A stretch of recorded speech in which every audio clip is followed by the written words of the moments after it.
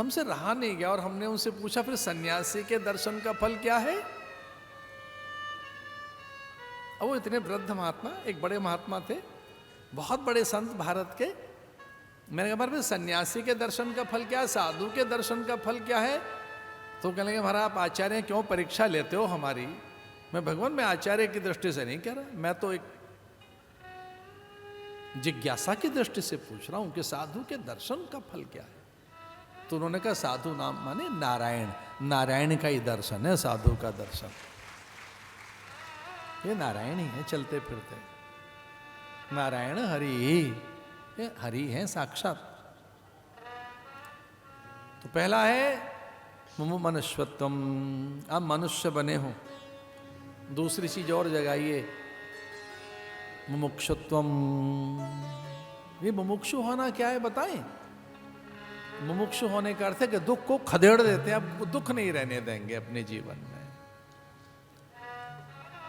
अपने मन के अज्ञान का नाश कर लेना ही मुमुक्षु होना है।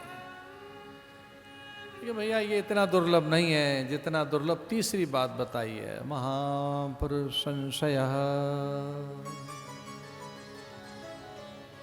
हमारे शास्त्र कहते हैं कि तीन चीज अमूल्य है। पहला है मनुष्य होना, दूसरा है मुमुक्षु होना, और तीसरा है महापुरुषों की संगति, संसर्ग।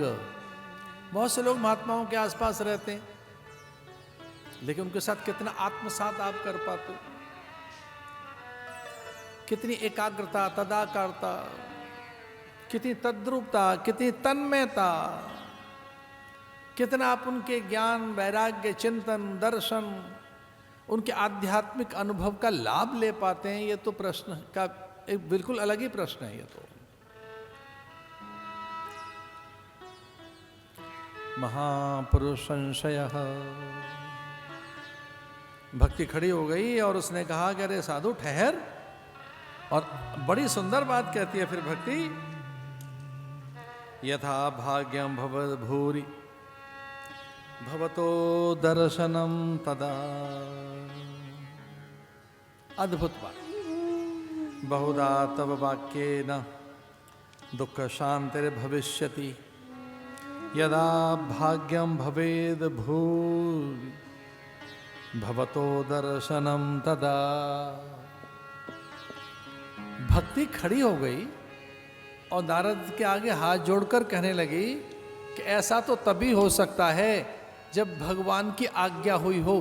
भगवान की आज्ञा के बिना जीवन में संत का आगमन हो नहीं सकता।